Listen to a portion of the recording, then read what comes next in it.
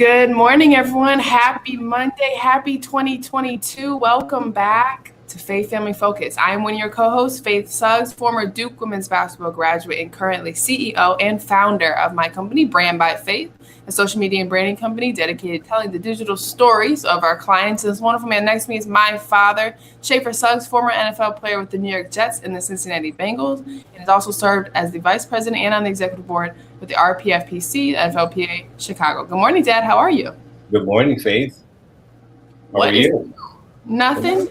What is the cold like? I know the Midwest is shaken by some freezing air right now. It's not. It's shaking or shaken. Both. It's both. It's freezing here. I'm trying to look at the weather right now. Right now it is. I'm sure it's pretty much. I'm sure it's single digits. We're on 12 today. It was 9 the other day when I landed. Looking for a heat wave, a good 25, hopefully. Good morning, everyone. Welcome. Good morning. Yeah, no. You know what? It's crazy. As soon as January hit, immediate snow, immediate cold weather. December was a breeze. No snow. Some nice 45 to 60 degree weather. What's 9 here? 9. When is the last time? What is the coldest day you can say you've ever been in Chicago or Indiana? Well, I think we all experienced that cold weather about 2 or 3 years ago when it was like 30, 40 degrees below zero, and they shut down all the businesses. That had to be maybe 3 years ago, I think it was, but it was cold. But it's definitely very different than it has been. I mean, we've been very fortunate. December was a really good month weather-wise. Yeah, very anti-weather climatic for sure. I don't think we've ever had a white Christmas. Maybe once we had one. But other than that, it's been freezing Christmas, or just cold Christmas. Or we've had the ones where the snow melts before Christmas and it's a beautiful day. So right, there's nothing where, weather in the Midwest and that run area by the lakes, you never know what you're going to get around December to January. But, once January hits, you're not going to be able to, you better get your plow out for sure. Get a couple inches over 4 average. So what's new? What's going on? How was your Christmas and holidays from your perspective? Well, let's back up a little bit. So we haven't done a live show in a couple weeks, so this is kind of nice to be back live.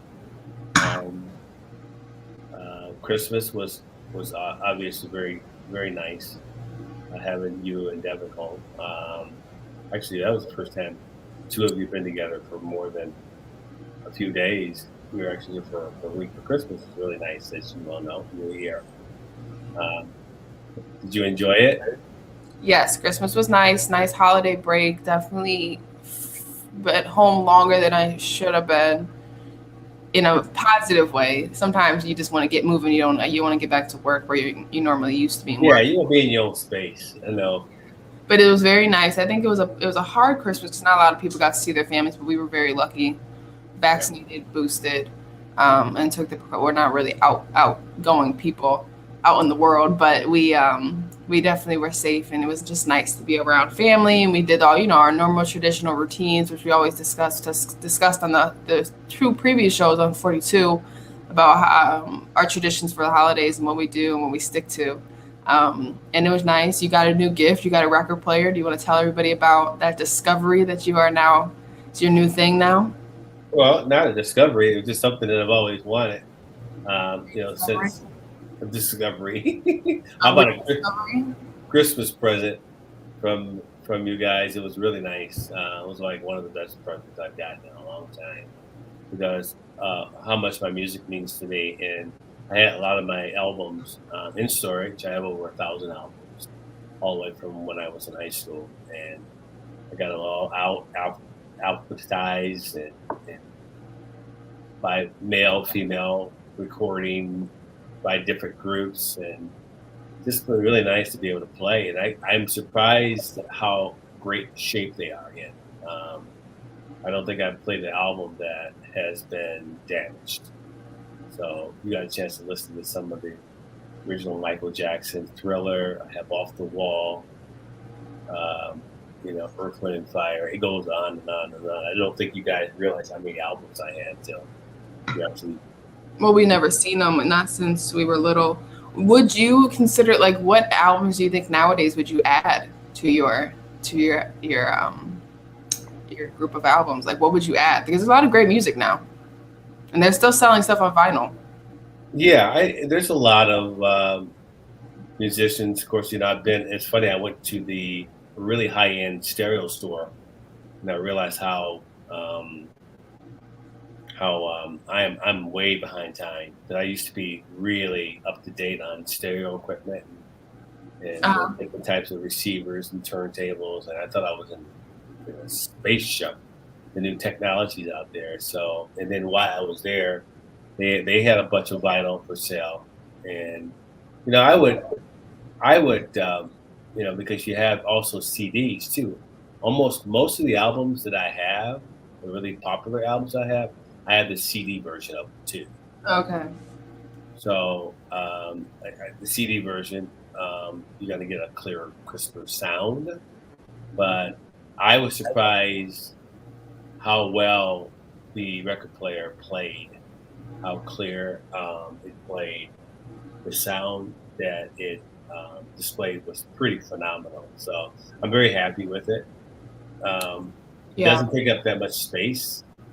It has Wi-Fi on it, has AM, has cassette, has also CD player on it. It's pretty neat. So it's interesting you said CD, because it's funny because CDs I don't think will ever make a comeback. I think that it's funny, vinyls and like record players and like records have come back. You know what I mean? They come full circle, and I feel like that's something that will always keep recurring. Like, it's not just vinyl, it's Polaroids are back, right? Polaroid cameras. And well, tell everybody about your Polaroid.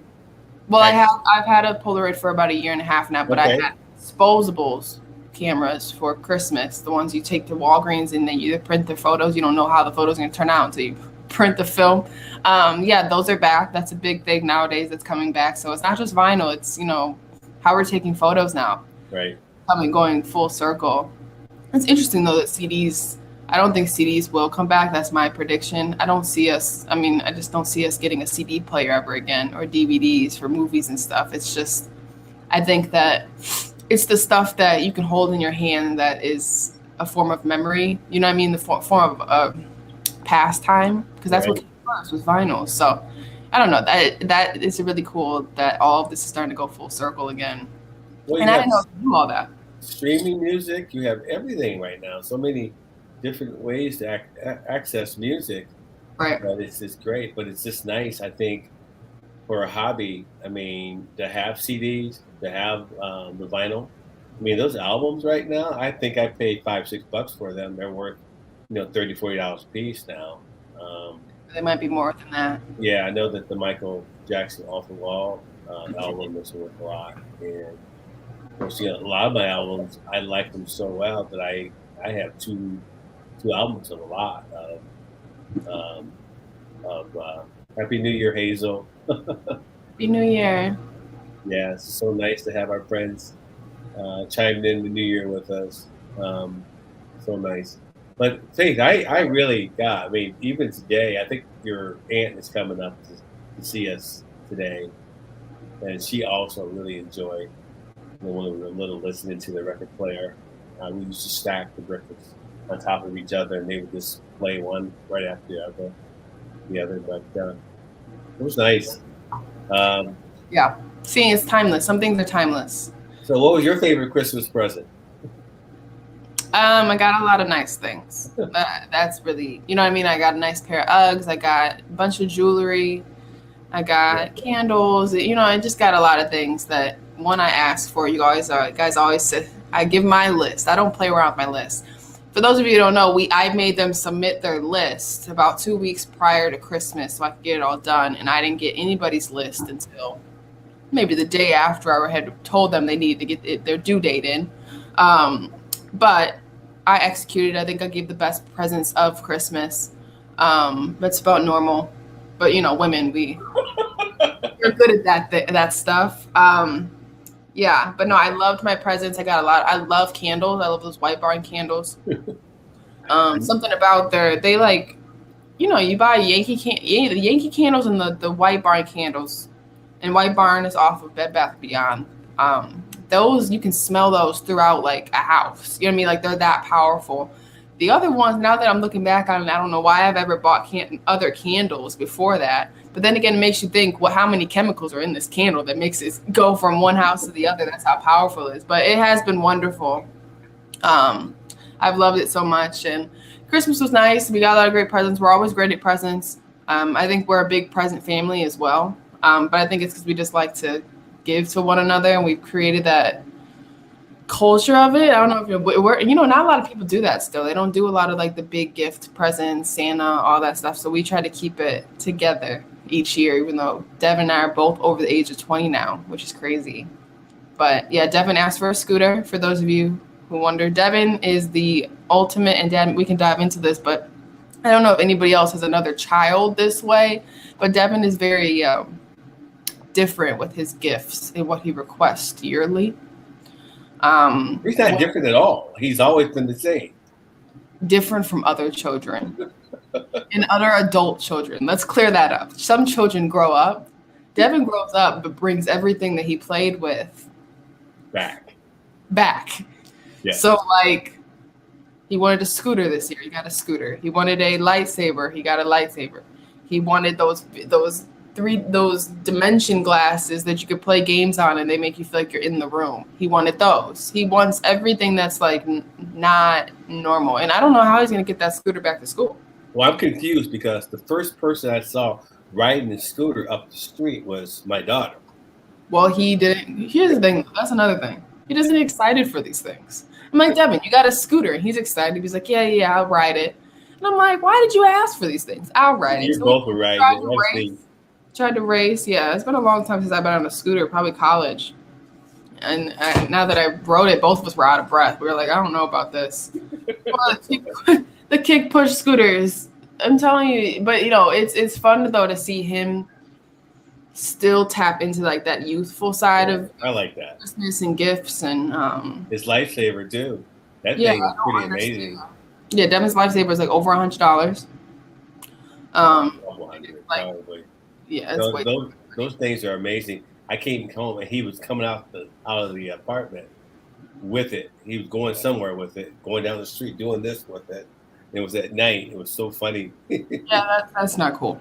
That's not cool at all. We can't go in public with an adult lightsaber. Yeah, well, that's your brother, so yeah. But yeah, he wanted a lightsaber. Keeping the Christmas spirit alive. It is really cool the gifts he asked for. I never asked. I asked for realistic gifts, things that we use.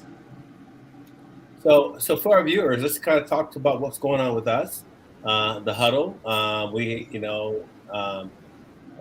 Going forward, what our plans are, and then I also want to dive into what's happening with sports and coming to the new year.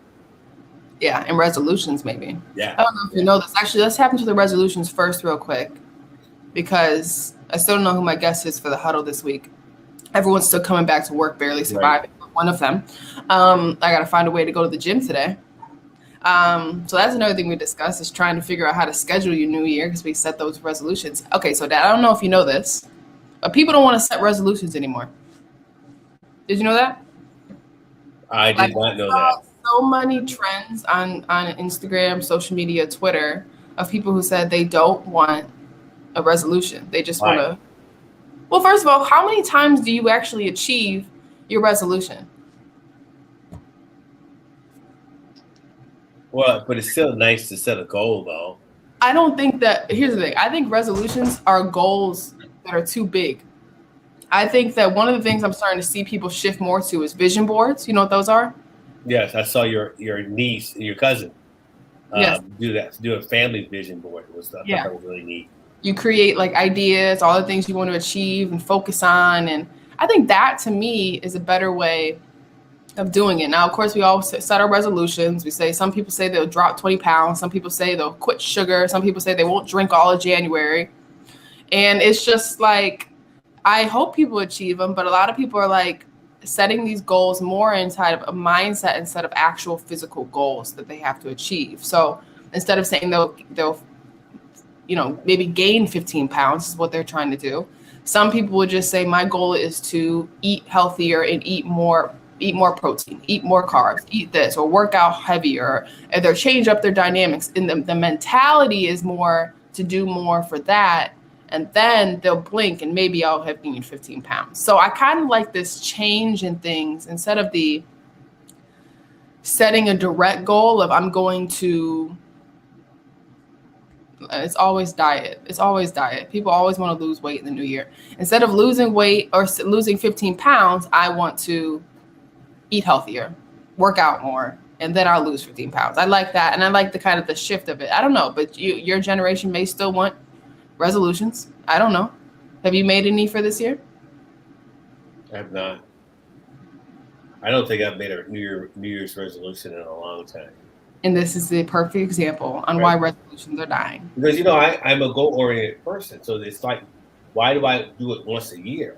I mean, I try to live with that type of... Always setting goals. Right, always setting goals. So it's not something that, I'm going to set this one goal for the rest of the year. I'm going to constantly try to, work on staying healthy. We talk about the toolbox of life, spiritual, emotional, and mental toolbox that you've got to continue to work on. I mean, if anything, strive on, they said it's not perfection, but just making progress. Just making progress every year. Yeah, that's what I was about to ask you, because we did the inner winner toolbox, and we also did a couple shows on how to set goals. And from your perspective and some of maybe the things you have learned throughout your life, how would you suggest people approach the new year? Is it setting goals monthly? Is it setting achievable goals and then a broader goal? Yeah, no, both. The achievable part of it is really key. Something that you can measure, something that you can achieve, something that's obtainable. Those are the three things that I think is really important. Why is it important to be able to have some achievable goals on there? I feel like I have an idea of why it's important, but why do you think it's important? Well, having an opportunity to move, I help to move that needle. A lot for your self-esteem. It gives you confidence. Yeah. A lot of things that we do in life, we are hesitant because of our confidence level. So it's really good to be able to give yourself, I call it when I coach, those little winning moments. You want to give yourself winning moments. And winning moments keeps you inspired. When you're inspired, you want more of that. That's why it's always good to have that, something that you got to stretch. I always say you don't succeed, you don't grow unless you get uncomfortable. So you got to get a little uncomfortable. But some people are starting from scratch. Some people, when they talk about their New Year's resolution, they're starting from scratch, and that's why they never hate it. So for me, it's just create an opportunity to have winning moments in your life. Yeah, I think that's a great point. 'Cause I feel like sometimes goals are too big. Like sometimes and you know what? It's not that we know the goals are too big. We just are sometimes, you see somebody who can do 40 push-ups.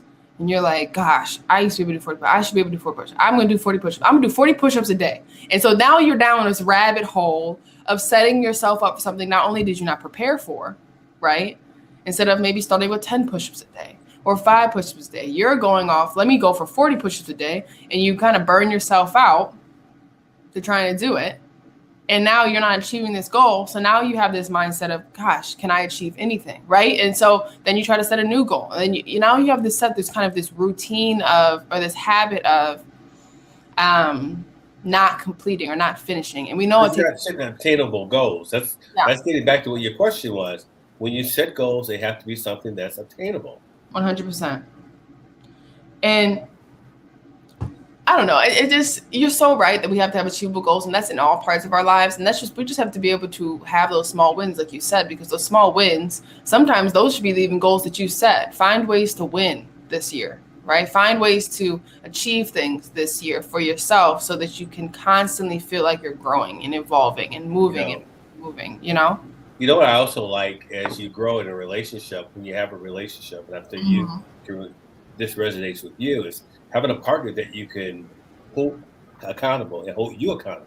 Right. When you do that mission board or that whatever Mhm. it is, that's Yeah. helping growth. And I think that's why it's really important. I mean, as a family, we probably had a really good opportunity to do that. I think for the first time, we actually spent time with each other, sitting and actually talking, and that's what I really enjoyed the most.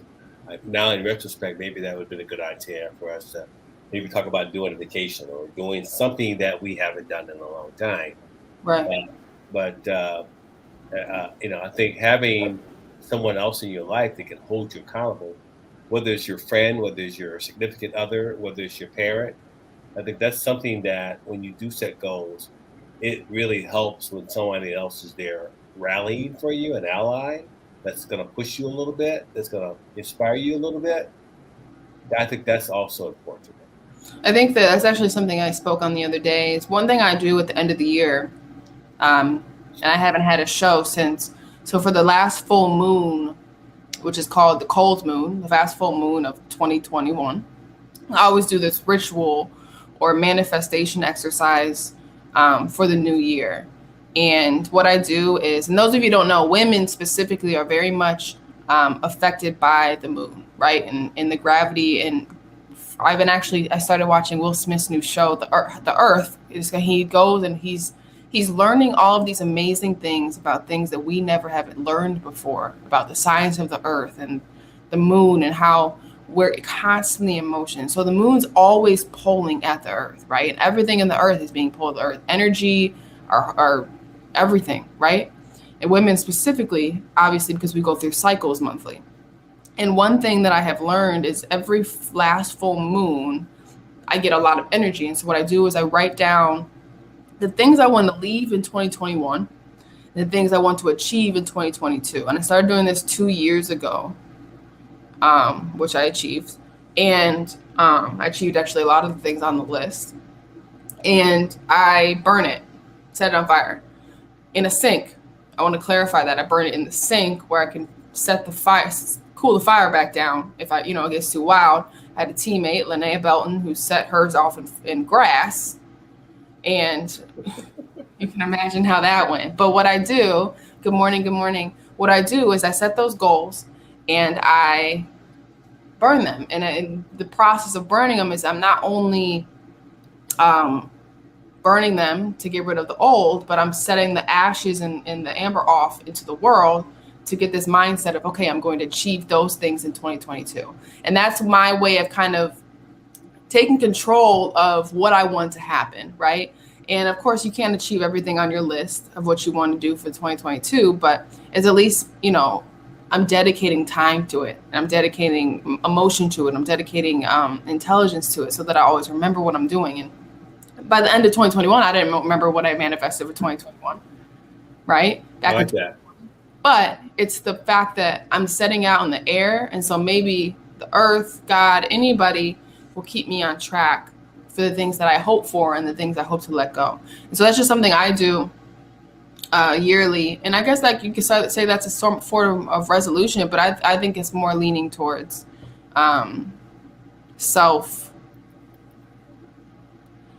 self-motivation and self-guiding. You know what I mean? Like understanding and having that conversation with yourself about the things you didn't like, things you do like, things you want to achieve. So that's something I did. I tried to get to Devin to do it. I don't know if he did it or not. I get everybody to do it. But it's just a cool way for me to, I don't know. It's a nice way to have conversations with yourself yearly. And that could be something we set goals as well. So yeah, but no, 2022 is something I like I said, and if you guys are just joining us, we had a conversation about not everybody wants to set resolutions anymore. No one wants to set goals. I don't know if it's because we didn't achieve anything the last 2 years besides just trying to survive this pandemic. To me, that's a big goal and a big achievement for a lot of us. But I think that one thing we are learning through 2021, and it's kind of trickling into 2022, is that just trying to do your best is now the new mindset. And sometimes I love that for us. I love that for people, because why do we set such high expectations to begin with? Doing your best, sometimes people don't realize those are the small steps each day that accompanies to achievement. You know what I mean? You succeed each day by making it to each day. And each day you achieve something, right? Maybe you woke up and actually made breakfast that day. So the next day, maybe you can now make breakfast lunch, right? It's just the small things, I don't know, that we're celebrating more, I think, after putting 2020 and 2021 in perspective. And I'm hoping 2022 we can get back on track and try to, you know, tackle the big guns. But I don't know. I love the motivation that comes off of 2021, which is more just be happy where your feet are. Be where your feet are, you know?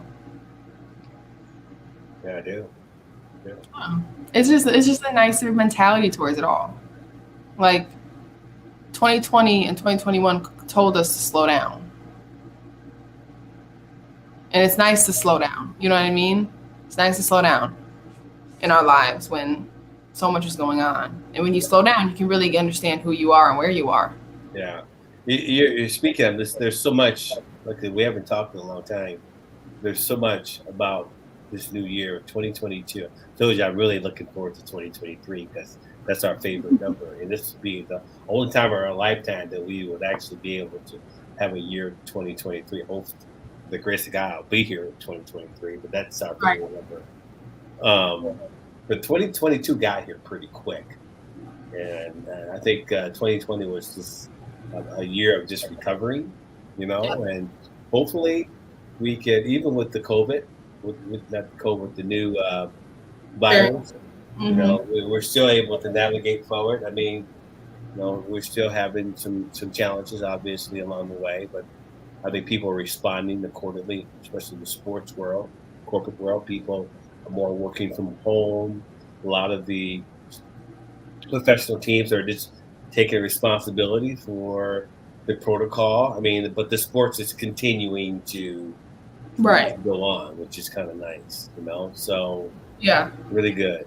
It's interesting you say that because it's interesting. We're kind of starting to see now how we're going to operate with the virus going forward. Yes, how we're trying to make sure.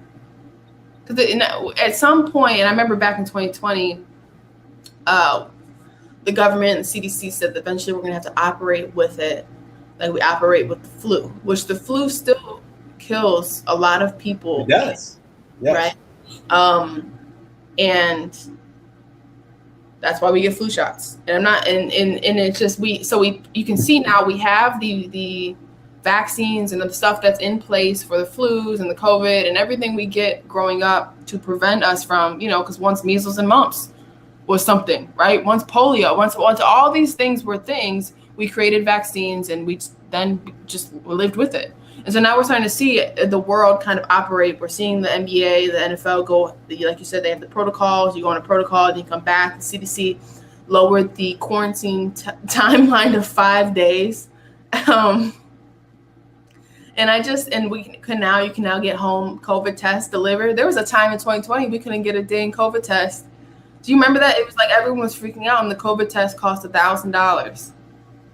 Yeah, well, definitely there was opportunities for people to take advantage of our vulnerability. I mean, we took a couple tests early on that cost us what, $150, you know, and they were popping up everywhere. These little rapid test places, and saying we don't accept insurance, and they're just, you know. So, you know, fortunately, it's gotten better. I think less people are dying. I mean, it's more contagious. Because we do have a majority of people that are vaccinated, but because of the people that are not being vaccinated, that are not vaccinated, we still have an issue with it spreading. So. Yeah, it mutates. That's what happens, and that's science. It's biology. When you don't, when you fight a virus with things, it mutates and creates ways to go around, you know, how you're fighting it, which is the vaccines. It's just. Here's the thing about America in this country and how blessed we are to have freedom of speech. And we have always had the right to make our own decisions. And what's the name of that movie that we watched the other day with Leonardo DiCaprio? It's on Netflix.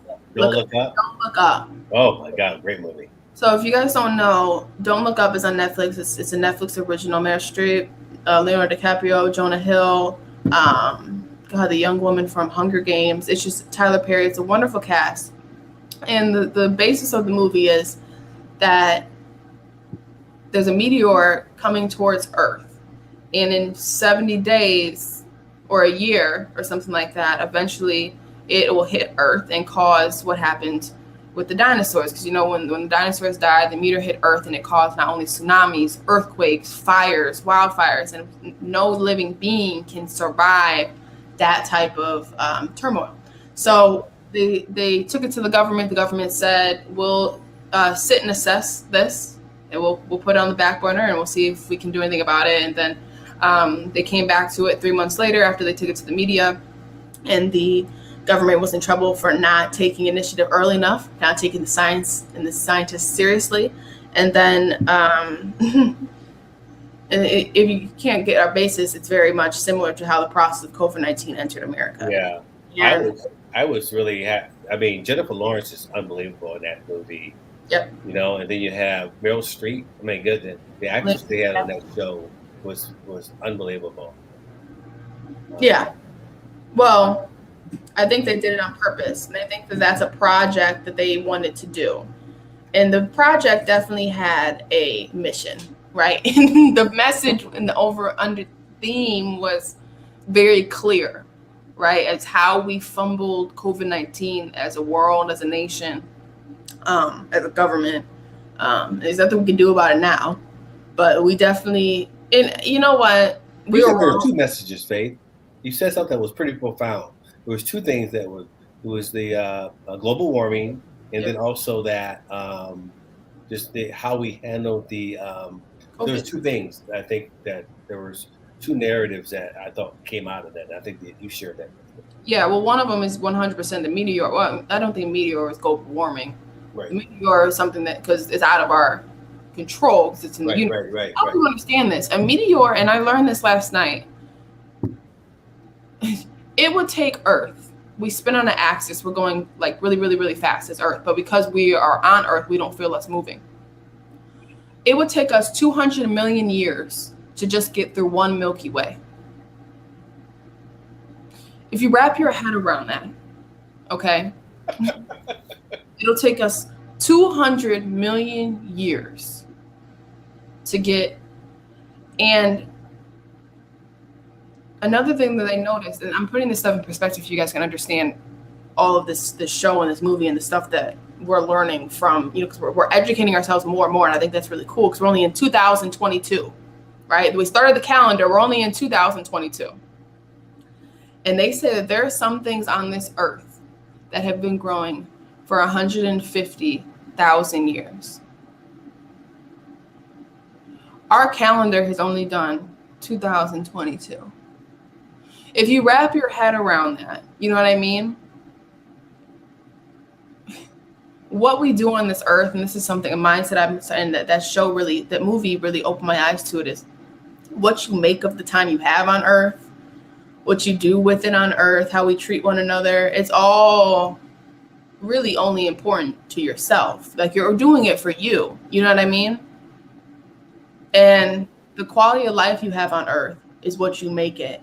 And any day a meteor can come towards Earth. Now, do I know if we have the technology? Do I even know if a meteor has been coming towards Earth and we shot it down and we have no idea? Maybe, right? We don't know everything that goes on within NASA and all of that.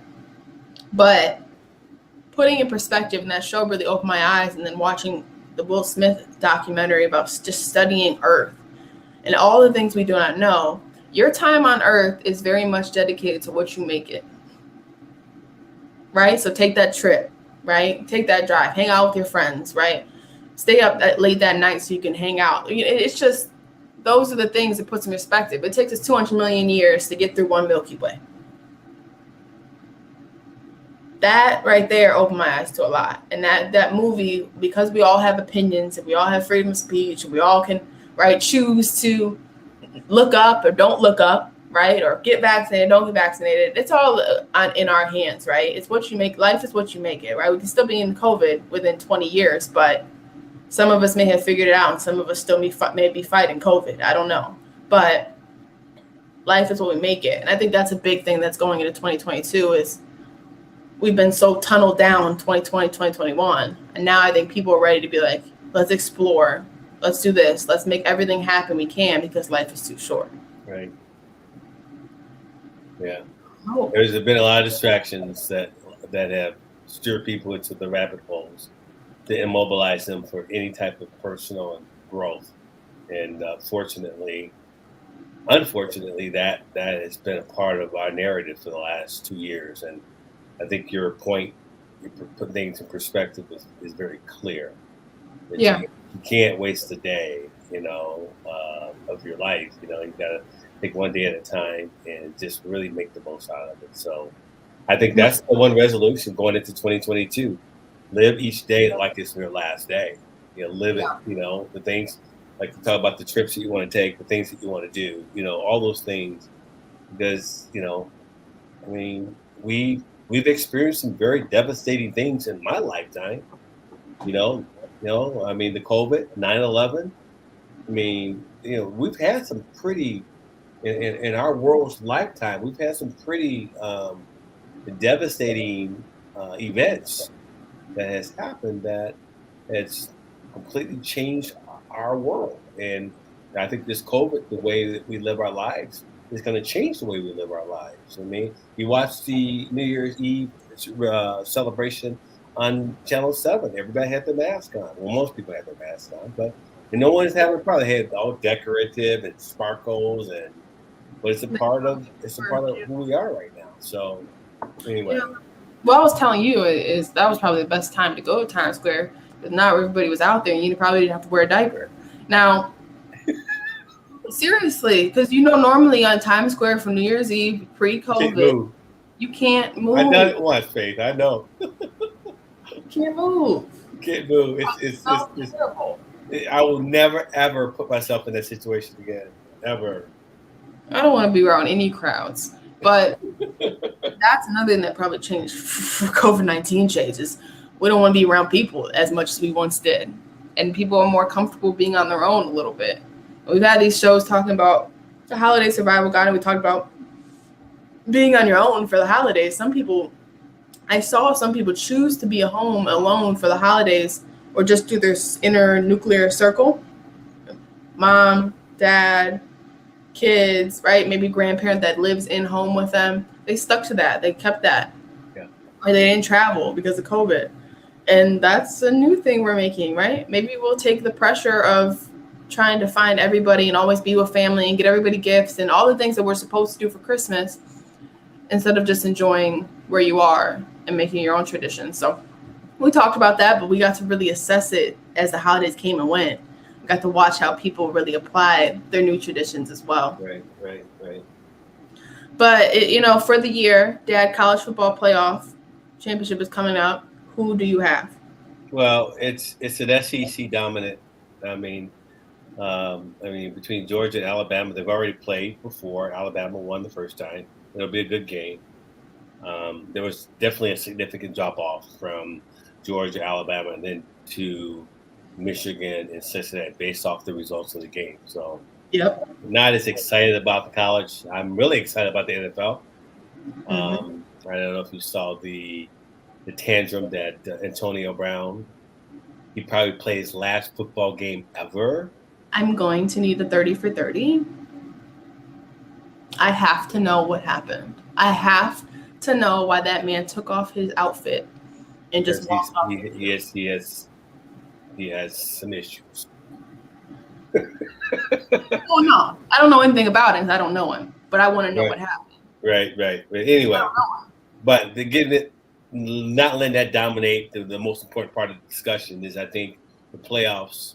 There's a bunch of teams that can be in the Super Bowl this year: Packers, Patriots, Kansas City, Buffalo, New England, the Titans.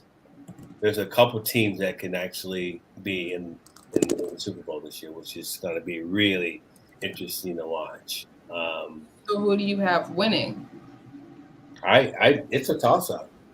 I mean, the team that's playing, I think the team that's playing the best right now, the Packers are playing really, really well right now. Of course they are.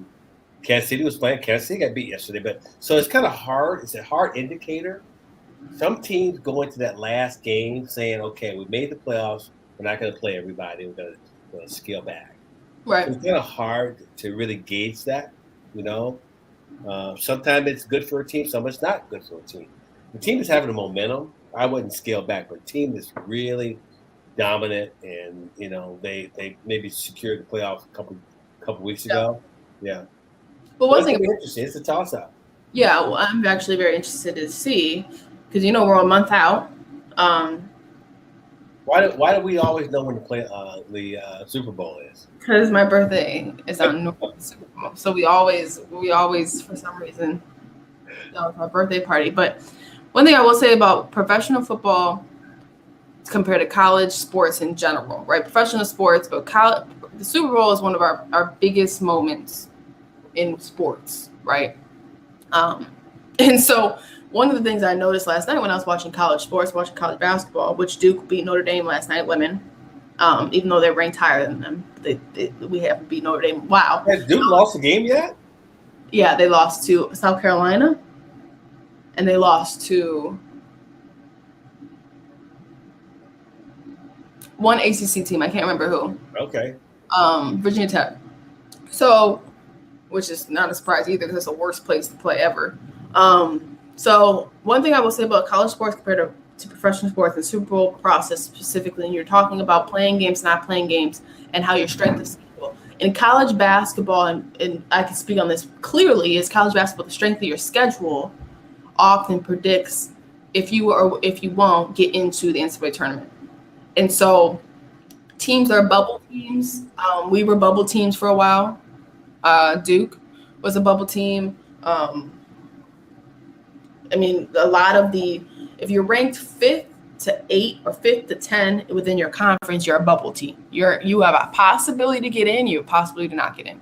So throughout the season, the teams you play in non-conference, you pick up a big boy like South Carolina, you pick up a big boy like a Duke, one of those, right? And your chance of beating them, you hope to beat them, right? Because if you beat them, you can kind of hopefully seclude your way into the tournament. However, if you don't beat them, you hope to lose by as small a margin as possible. And then, especially when conference play happens, right? And this is all stuff that's actually really interesting. Some people would understand. It's sometimes when you get into conference play, say Duke beat Notre Dame, right? Duke then has to hope Notre Dame beats Virginia Tech so that they can grab all the marbles, right? Because they lost to Virginia Tech, but because they beat Notre Dame and Notre Dame beat Virginia Tech, that is a double tally in their column to get them into the NCAA tournament at the end of the year, right? To play for the NCAA championship. So it's all a very particular. There's been many times where I've been in huddles at fourth quarter with 2 minutes to go. We're losing by 20, and Coach P goes, "Look, we got to cut it to 10 because now we're prepping for NCAA tournament selection time. Because if we lose to Notre Dame by 10, Virginia Tech lost to Notre Dame by 15, we have a better chance of getting into the NCAA tournament compared to Virginia Tech by a 5-point margin." Oh, that's interesting. Yeah. So it's all, and so when you're talking about Super Bowl, you talk about NFL playoffs, and this is why I don't like college playoffs because it's all weird on the football side. I don't get it. But for basketball, you play so many more games. You can genuinely be strategic on getting your way into the tournament, right? But NFL football and Super Bowl is just that on steroids, right? Picking certain games to play, playing one person because they already beat somebody. That's a double gather. You know what I mean? So it's all very strategic on how you do it. There's so much going into it. But at the end of the day, if you don't win any games, you got to hope to lose by 1 touchdown. You got to hope to lose by 1 field goal. It's all very selective on how you do it because those tallies sometimes come to 1 point margins. Yeah. So just very interesting. That's something I've been watching, and I can't help but notice as I watch K-State play, I'm like, gosh, you guys got to lose this game by 4 points. You can't lose this game by 10, right? There's little things like that coaches have to factor into their coaching, even when they're losing. Right. Hey, I want to pivot really quick. I've had this question asked of me twice. about the portal. Can you explain to me what the college portal is and how it is impacting the college game? Well, we don't have all day for this, but we could talk about that next Monday. I will give a quick summary because the portal is literally a 2-hour conversation. The college portal is this new thing.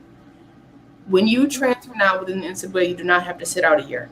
That is no longer a thing, which is wonderful, right? Originally, before, when you transfer from school to school, you have to sit out 1 year. If you transfer within school to school in the same conference, you have to sit out 2 years.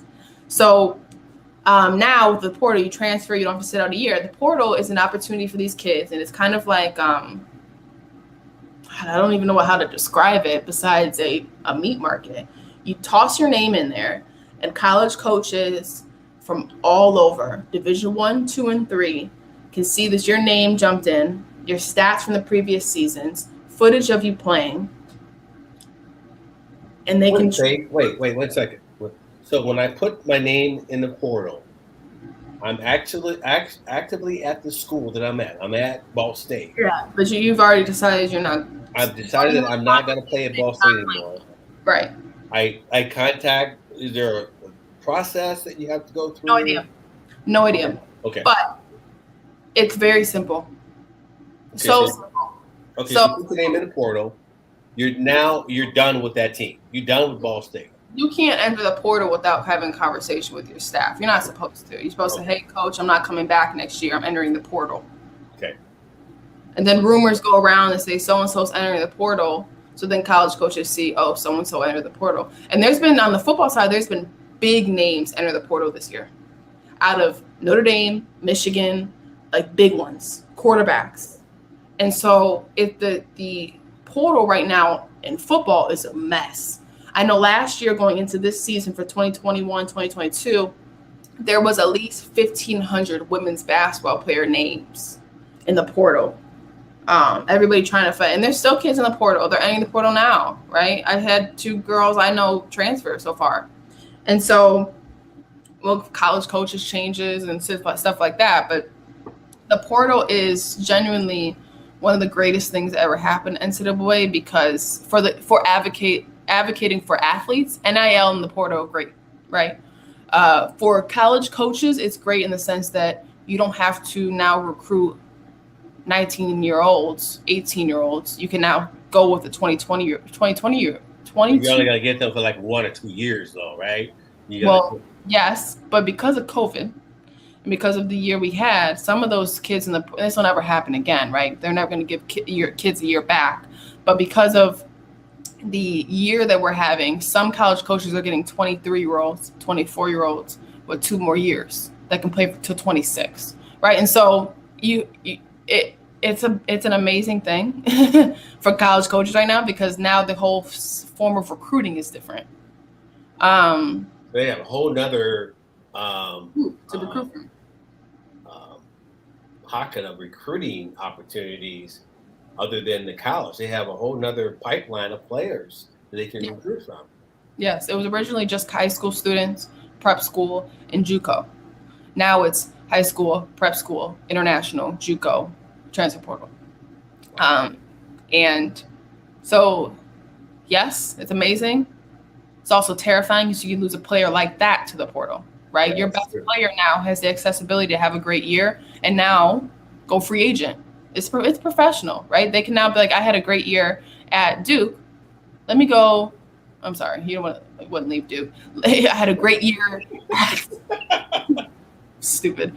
To Tulane, I'm going to go and try to play for Coach K. I'm going to try to go play for John Shire at Duke. And so, like I said, the NCAA is shifting, and I don't know if they're trying to do this or not, but the power is shifting to the athlete. Yeah, now, what the athlete does with that power is up to them, right? If they want to ruin their career or they don't, it's up to them. However, it's a great opportunity for college basketball, college sports in general. It's going in the right direction. Now, like I said, if it goes in a direction that it's not supposed to, that's on the student athlete. It's not on the college coach. It's not. They can't block. Let's make sure we talk about that next Monday. I think that's a whole nother topic. As we get into the end of football, we're seeing a lot of the portal situation. right? Yeah, and we'll grab Shane and have him pop on, but and speak as much as he can about it. But it's definitely something that's crazy. It's definitely something that's crazy, and it would be a good conversation to talk about next Monday because we are in the middle of now starting conference play for basketball. We're in the middle of off season for football because they're now jumping, right? So normally they jump either right before conference play because they know they don't want to play there anymore, or they jump right after season, after those bowl games, right? Yeah. And right now, a lot of guys are not playing in the bowl games, Faith. A lot of guys have said, no, I'm not going to play in the bowl game. That's another thing we talk about because all those announcers right now are saying that those kids are soft, but those announcers aren't the ones that we're getting $1 million contracts. These kids are getting. Okay, so I hear you. Call the kids soft. I call it strategic. Not playing the bowl game is not going to affect their stock when they're right. 4-2 with a cannon. No, whatever. Yeah, the opinions on some of the I'm pretty old school, but I think because I have younger kids, that I'm a little bit more progressive when it comes to these new changes, the NIL and the portal and all these different things, because I grew up at a time where there were so many restrictions. And why? But see, that's another thing we have to stop as people, as we age and as we grow, trying to hold everybody to our standard of how we did things, because it's not the same. Right. It's not the same. These kids are professionals. They're professional athletes already. They're making money, right? They're not practicing in between games, likely. They're walking through. Okay? And we're seeing that these college athletes, they can get hurt like that. And just because you got hurt like that and your career was ruined, they're supposed to do it too? Yeah. If that helps you sleep at night. I'm very blessed to have had my kids when I've had them, because now you guys really, I think I'm pretty progressive, but you guys really opened my eyes to how different it is. And I keep saying, well, it's not that different. It is so much different, right? Yeah, and it doesn't mean one is better than the other. It just means it's different. One is not possible without the other. Right. That's a very good statement. Yes. But it's different. Right. Right? The game is different. Each game you play is different, right? All the sports we see, how we work now, how we hold relationships, everything is different, and it's supposed to be, because if it was the same, that means we would still be in the same position we're at using vinyl. Right? You know what I mean? We wouldn't have Netflix. We wouldn't have the technology that we have. We wouldn't have the Zion Williamsons of the world. We wouldn't have LeBron James. You have to grow, and you have to be willing to grow with it. Right. Oh, yeah. Okay. That's another thing we talk about. We talk about that next Monday. But wonderful show. Thank you, everyone, for joining us. Happy 2022. Happy New Year. What a crazy new year. We're excited to kick it off. Once again, this is Faith Family Focus. We use our faith. Once again, this Faith Family Focus, reads our stories and our adversity to talk about how to strengthen the family core of the viewers around us. Welcome everyone back. We're so happy to see you all. And of course, our slogan. I love it. Let go, let God, let go, let faith, let go, let love. Everyone have a wonderful, wonderful, wonderful Monday. We'll see you guys next week and hopefully Friday with the huddle.